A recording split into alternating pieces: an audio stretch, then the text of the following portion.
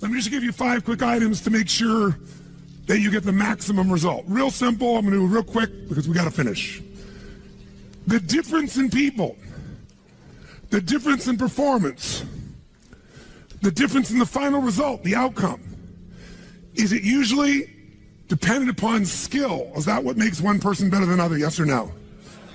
How many have seen someone with unbelievable innate skill get wiped out by an athlete, a person, a business individual who clearly had less skill? How many have seen this happen? Say aye. It's our ability to maximize. We said on day 1, leaders are what transform organizations. You want to grow this company, you want to transform this company, leaders do it. A leader doesn't mean everybody else follows you. It just means that you have a higher what? A higher standard than anybody else does. What'll make you the leader is when you have a higher expectation, not of other people, anybody can do that, of whom? Of yourself. So if you want to know what does it take to take things to the highest level, what's going to take to change my business permanently, not temporary, you can go home and you can install some of these strategies, skills, tactics, tools, insights, and see a significant change. But if that change is going to be a lasting company of value that keeps growing, then the things you've learned here have to become the standard for your organization, not something you did for a period of time. Whenever you look at somebody and say, why are they more successful than anybody else? It's always because of step 1, they've raised their standard. If you go back home and you want to change your life in any way, personally, professionally, or your company, as boring as it sounds, as stupid as it ain't it sounds, you might say, I spent all this time, this energy, this money, and you're going to tell me to raise my standards? Yes. Because even though that's not sexy, it is the only thing that creates lasting change. You can go on a diet and you can lose weight, but what will that person eventually do? They'll go where? Back, unless they raise their standard. Now that sounds so trite and stupid and positive thinky or old school. But the truth is, it's the truth. So maybe I can language it in a way that's more compelling to you or more simple. What does it mean when we say raise our standards? It means you turn your shoulds into musts. The difference in people is that they turn their shoulds into musts. The things that you used to say I should do, you do your shoulds when it's convenient, when it's comfortable, when it goes your way. But when something is a must, not to other people, but a must to you, do you find the way to get it done, yes or no? So the difference in people is what's their must, or another word for that is what's their standard. Every person in this room right now, our bodies are a reflection of our physical standards. They are not a reflection of our desires.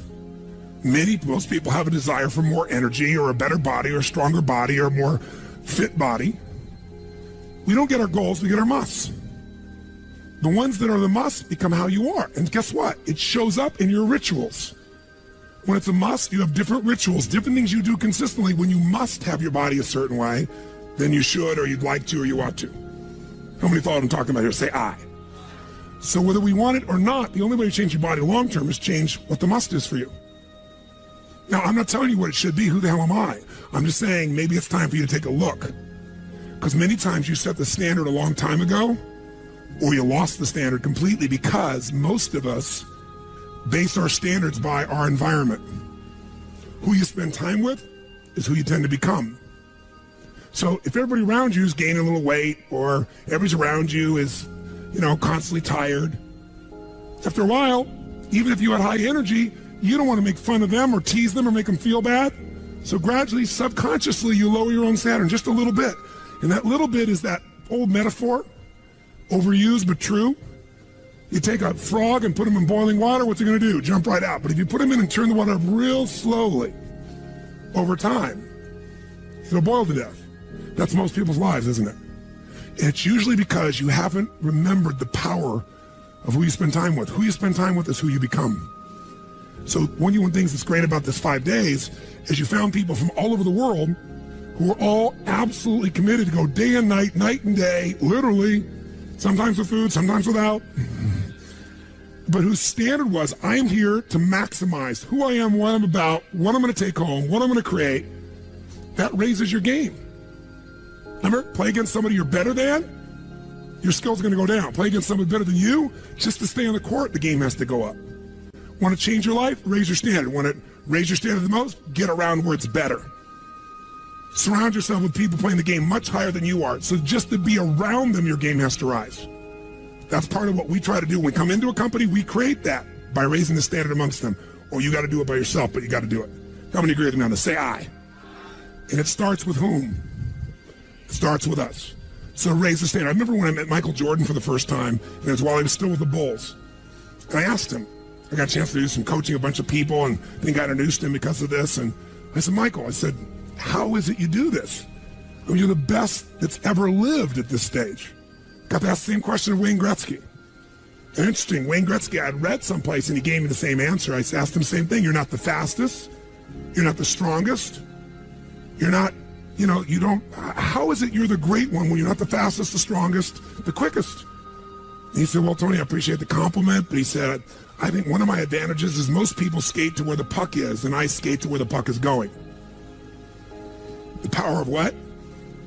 Anticipation. He knows the pattern. With Jordan, his standard was, I asked him, he said, Tony, everybody, I said, what makes you the best? Is it natural ability? Is it talent? Is it skill? Is it God-given? Is it strategy? What is it? He said, Tony, I think I can say this to you without it sounding like hyperbole. He said, I have got unbelievable natural skills. But he said, study my history and you'll know why I am who I am. I did not make the high school varsity team when I was a sophomore in school. High school, I got cut. He said, I had a lot of natural talent, but the greatest gift of my life was a coach who said, you're not on the team. And I looked at him, I laughed at him. I said, you got to put me on the team. I'm the most talented guy out there. He said, no, you're not. He said, you have a lot of natural talent, but you have no heart, no absolute commitment, no real drive. You're not on my team. And it just crushed him. And finally he negotiated and he said, look, you want to be on my team next year? Simple. Meet me every morning before school for a one-on-one practice, and I'll take this raw talent and I'll teach you discipline. I'll show you how to raise your standard. And if you show up the whole year, I'll guarantee you a spot next year. And if you don't, probably the same outcome's going to happen when you try out next year. He couldn't believe it. And guess what? Most people don't know. Michael Jordan got up every morning and drilled and drilled and drilled and didn't get to be on the team. And next year he was on the team, and he was not only good, he was great. Guess when his career exploded? When he lost again, championship to Detroit. And he was on the bus. He said he was crying in the back of the bus, physically crying, pissed off at all the other players that they hadn't done their job. And something inside of him snapped and realized, crying, whining, blaming everybody else is not the problem. I need to raise my... Because he realized that's what did it for him originally. And you know what he did that year? He lifted weights like never in his entire life. He decided he was going to dominate every person, every floor, every place, every spot in the country. He's going to be stronger than anybody. He practiced like he'd never practiced in his life. And oh, by the way, he won how many NBA championships? How many in a row? 3. Retired, came back and won how many in a row? 3. Never anybody in history would even dream of such a thing, especially after retirement. That's the power of raising your standard. But guess who he competes with? Michael told me one time, he goes, Tony, if I competed with other people, I wouldn't be who I am. He said, my competition is with the best I can be. They're trying to compete with me. That's why I beat them. Because they're competing with where I am. But I'm competing with where I can be. Think about that mindset. Think how your life would be different if you raised the standard of what you expected from yourself, not your people, yourself, to that level, how things could shift. It's all about changing your shoulds to musts. It's all about going back and saying, this is how it's going to be. It's like when Gary Vee was here and guys were saying, man, I'm working so hard, man. I work from 9 to 6. He goes, yeah, what are you doing from 8 to 2? 8 p.m. to 2 a.m. That's when you master your craft. I always say to people, it's what you practice in private that you'll be rewarded for in public. People say, oh my God, you have this great ability, this great skill. They don't see all the hours. This class, this course, I know tons of the stuff like the back of my hand. But if you talk to my team who's exhausted, they'll tell you we're up to 4 a.m. almost every night. To be able to figure out how to provide for you a life cycle and get it to be real so you can think about Nike and give you accurate information about when did they really get to young adult, when they fall down. We had to make phone calls, read financials, do all kinds of stuff. We did all that stuff. We were doing all these things, and we accomplished so much, and I figured out how to make it even better. That level of commitment is what makes you great at what you do and gives you that little edge that makes you stand out from everybody else. And that standing out is what makes somebody absolutely own an industry or brand themselves like nobody else in the world. That process is what this is about. Raise your standard. When you got to go home, you got to say, where are we going to raise the standard? What am I going to take that's been my should and make it absolute must? Where are we going to do that as a team and how are we going to pull it off? Now, who here has ever, by the way, your income right now is a result of your standards as well. It's not the industry and it's not the economy. Who here is making more money today than they made 10 years ago? Let me see your hands. How many feel like it's not enough today? Let me see your hands. And how could that be? Real estate's so cheap now. Computers are cheaper than they were then. You get so much more for your money. Because once you achieve a level, who knows what happens? You immediately, you close the gap, you create a new gap. That's because that's what makes us grow. Who's willing to go back to where you were 10 years ago? Not many. Some of you would be, because it's gotten worse in the last 10 years for you. But the majority, there's no way. See, once you're fortunate enough, if you don't like cleaning house, once you're fortunate enough to have somebody clean your toilets, you will not be doing that again. Unless you like that. You'll find somebody who loves cleaning toilets and you'll pay them handsomely. Because now to go back and do that, once you've had the privilege of not having to do that, it's a different game. It's a gross metaphor, but who gets what I'm talking about here? Say I. Once you have a must, you find a way to get to it. Every one of you in this room is earning what you must earn, not a dime more.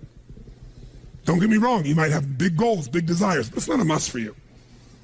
Because even when the economy crunches, if it's a must, you will find the way. How many agree with me on this? Say I. See, when it was a must for me to get at one level, I did. I remember it was a must for me to finally make $1 million a year. I had my son Jarrett going to be born. I swore I would never have a child unless I was financially set, and I wasn't financially set, and he was on his way. I went from $38,000 a year to making $1 million a year in the next 12 months. That was all BS. In my head, I thought all my growing up, all the pain was because my parents fought because there was no money. They would have fought anyway.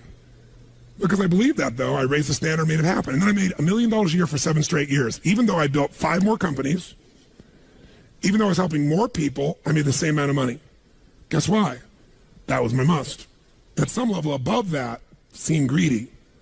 Now, it wasn't like I had this incredible lifestyle. I owned a magical home. I had this place called the Del Mar Castle overlooking the ocean in Del Mar, California. But I was on the road, staying at the Ramada Inn in Milwaukee with shag carpeting and smelly, dead animals on the wall on my birthday. And my maid, she's back at home in the castle going, "Oh, Mr. Robbins, happy birthday. Oh, I can't help thanking you. It's so wonderful. Oh, Mr. Robbins, it's so beautiful here. I was sitting out in the jacuzzi overlooking the ocean.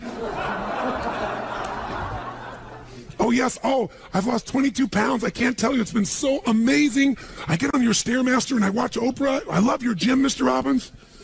And I'm thinking, she's got a multi-million-dollar lifestyle. How many can relate to this in some way, right? So I went from 38,000 to $1 million, so I changed my income. It became an absolute what? It was nothing about money. It was about growing. Because I knew to make more, I'd have to help more people. I'd have to expand. And I came with this goal. I wanted to feed all the people in San Diego that were homeless. First, my goal was 1/3 of the homeless people. And then my goal was everybody. I said, if I can go from 38,000 to $1 million, I should be able to go from $1 million to $3 million in 3 years. And I did it in 12 months. I found the why. I found the reasons. I got a different RPM. But it became a must for me, not a should. You're meeting your must, my friends. Maybe it's time to change your must. Some people's must is to survive. Some people's must is to be okay. Some people's must is to have freedom. Some people's must is to have more than they could possibly spend. Some people's must is take care of everybody around them. Whatever your must is, you're going to get it. When you leave here, get clear on your must. Or raise your what? Step 2, real fast. I'm going to do it real fast. Who here's ever raised the standard and you get out there and you go, I'm going to go do this. And I'm committed. I'm going to change this. I'm going to make that happen. I'm going to lose 50 pounds. I'm going to take my company to the next level. And you're all excited. And then all of a sudden this voice in your head goes, who are you kidding? Who's ever had one of these? Raise your hand. Say I. So once you raise your standard, you got to get certainty behind it. You can sustain it. And that means you got to change your limiting beliefs. You got to change your limiting beliefs. And who has limiting beliefs, by the way? Who? Everyone does. So you got to become aware of it and you got to destroy it. Now, how to do that? Honestly, if you've been to the UPW, you know how. If you haven't, come to join me in San Jose or someplace else. And who has limiting beliefs, by the way? Who? Everyone does. So you got to become aware of it and you got to destroy it. Now, how to do that? Honestly, if you've been to the UPW, you know how. If you haven't, come to join me in San Jose or someplace else and come through the experience.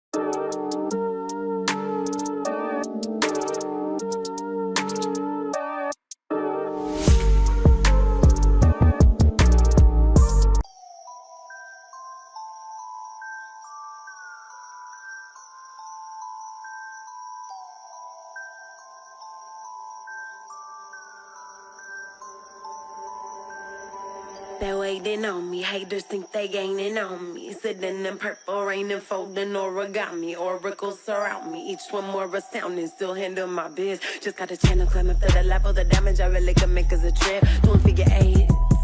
Ace, are you coming back now? But it's way too late. Just tryna be grateful, just tryna be great. Yeah, and one thing it taught me is this is the moment to get it. So have faith and don't hesitate. Where my bad girls at? Bad girls at? From the front to the back, front to the front to the front to the front to the front. But it work right now, work right now. Put it work, let me see, put it work. Put it work, let me see, put it work. Work. Put it work.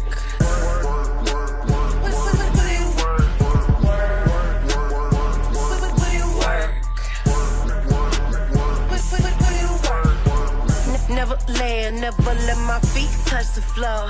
I just flow in my zone, you can't touch us though. Keep it moving, UFO, I just got to go. I can't touch the floor. Take that, break that with a bit. When you change your limiting belief, everything changes. Because as you believe, so is it done unto you. If you believe you're right, or you believe you're wrong, you're right. Because whatever you're certain about, you find a way to support it. I always teach people to exercise. Try this. And if you know it, do it fresh. Look in this room real fast for everything that's brown in this room. I'm going to give you a test. What's brown? Quick. Look for brown. Look for brown. Look for brown. Brown hair, brown clothing, brown. Close your eyes. Tell me everything you saw in this room that's red. Raise your hand if you see more brown in your head than red and say I.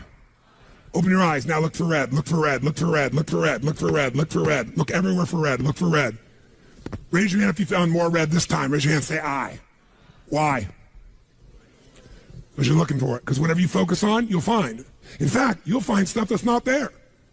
How many saw beige, called it brown just to feel successful? How many saw burgundy, called it red just to feel successful? See, once you believe something is a certain way, out of your need for certainty, you'll change things to meet that belief.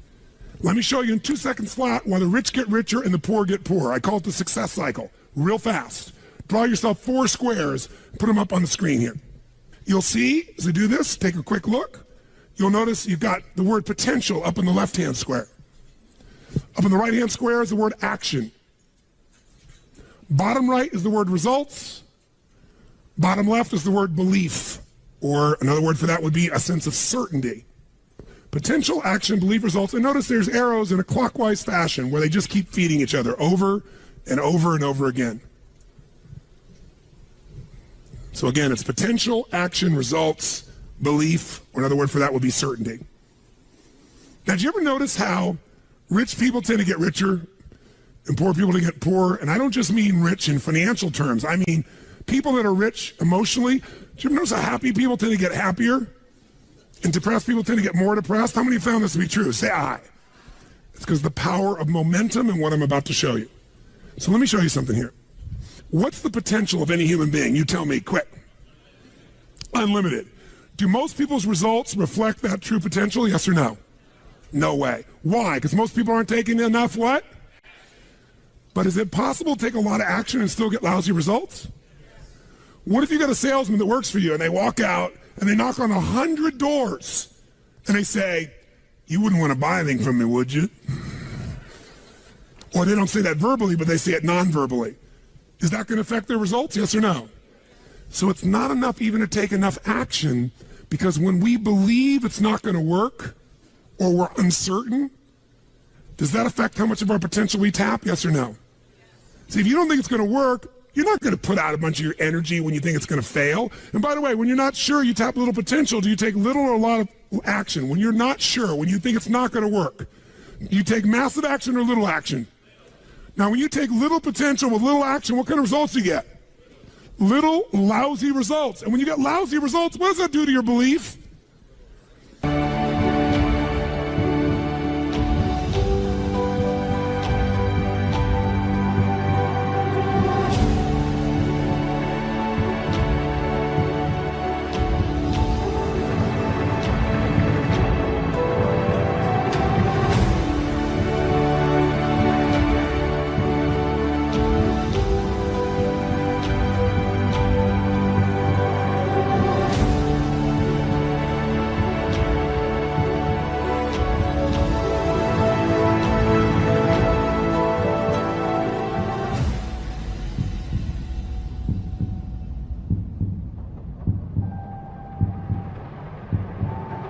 You go, see, I told you it wasn't going to work.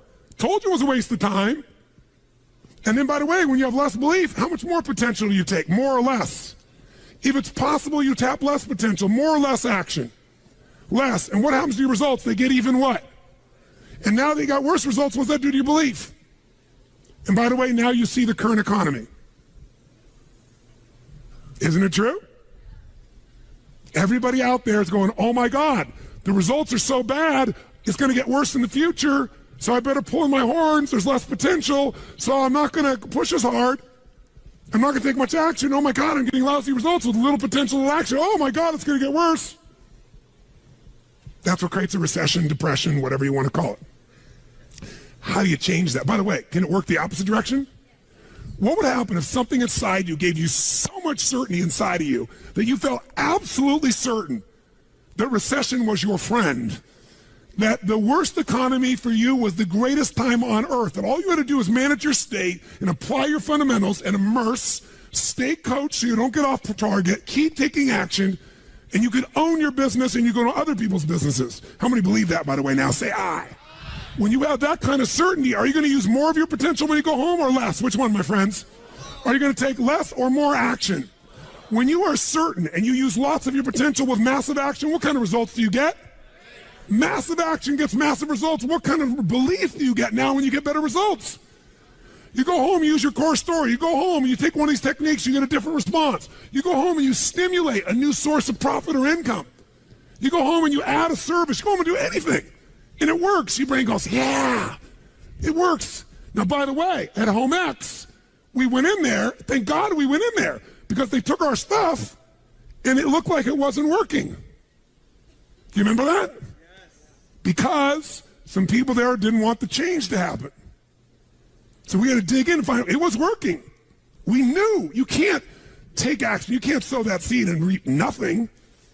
So we uncovered what was really going on. You're going to have to watch for the same thing, depending upon the size of your organization. But bottom line, when you get great results, belief gets stronger. Now you're totally certain.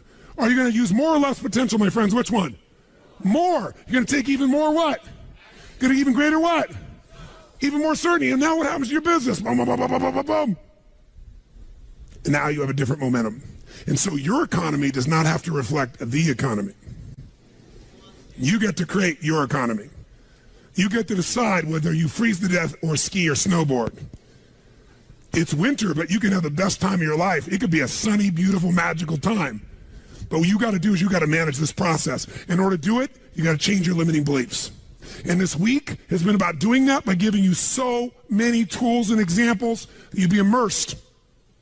But I promise you when you go home, all this is going to be tested. A, because all the stuff that's waiting for you after being gone for 5 days. B, all the people there you work with, their limiting beliefs, whether you have one employee or two because you're an army of 1 or 2 people, or whether you got 10,000. And so you have to be able to implement. This, by the way, is, I'm not here to sell you, bring us in if we can help. Do you think we could help? Yes or no? Yes or no? Bring us in and we'll do it. Or get your team together and find a way to make sure this momentum goes in the right direction. Make sense? This is the must. If you have this high standard, but you don't really believe because the momentum's in the wrong direction, having the tools will be worthless. That's where certainty, that's where everything else we teach, that's what I do in my events, that's where you guys have been there before, that's what you got to bring to the table. What are the 5 keys for integrating this? Number 1, you got to go home and raise your what? Come on, guys, raise your what? Which means turn your shoulds into. Step number 2, you got to go out and change your limiting what? Find anything that's limiting you and destroy it. What's the fastest way to destroy it? You can do it very quickly by producing the results in your mind over and over again. Or, why do you think I get people to walk on fire? Because they think it's impossible. When they walk in this fire, mentally you might say, oh, I can do it. But when they get in front of that fire and it's 2,000 degrees burning hot coals, it gets their full attention. And suddenly they have a state change. And when you get yourself in a state where you can storm through fire, it's not about fire walking. The state you're in to get yourself to walk across fire is the metaphor for anything that used to stop you, the fire of your life. And by the way, when you cross fire and you're on the other side doing something you once thought was difficult or impossible, it's that easy, your brain goes, what else can I do that I thought was impossible? It's unbelievable. It's not intellectual, it's emotional. Plus, after fire walking, cold calling is not a problem. You get the idea, ladies and gentlemen? All right? So what we're really talking about here is changing your beliefs. Now, here's the third key.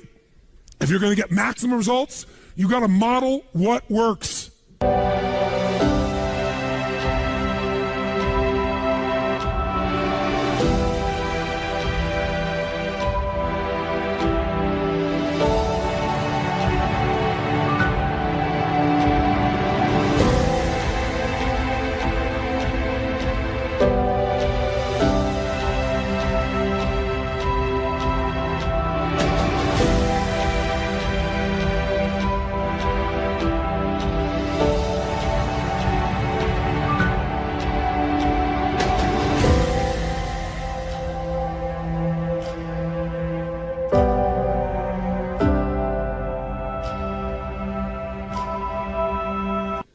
We brought you for 5 days and nights here, models of what works. Go back and get them.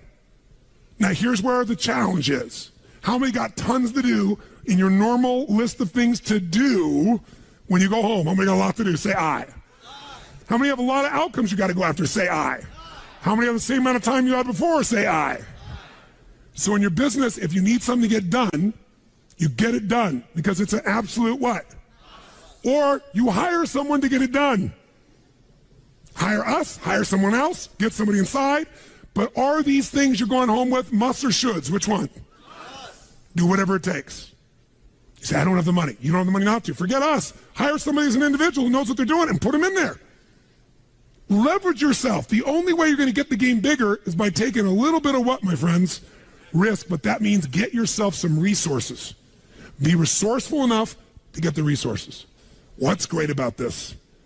What is this opening? What is this creating? What's possible? What have I not seen? This is going to make me see. What have I learned from this? What can I learn from this? What am I willing to do to still have it the way I want it? That's the fourth step. You intensify, and you innovate. And then there's the final fifth step. And that fifth step's really simple, my friends. And that is step up and give. Step up and give more than anyone else could possibly expect. The ultimate transformation happens when you stop trying to get and you start to give. Whenever you're at your best, you're giving. I remember so vividly driving in my car, my Volkswagen Bug, and I was struggling, and I was 19 years old. I was driving on a freeway in San Gabriel Valley, the 210 freeway, I'll never forget. And it's midnight, and I'm frustrated. I felt like I tried everything, and I had these big hits, like the one you just saw, and nothing was going my way, and I was frustrated, and I kept thinking, how come I'm not getting what I want?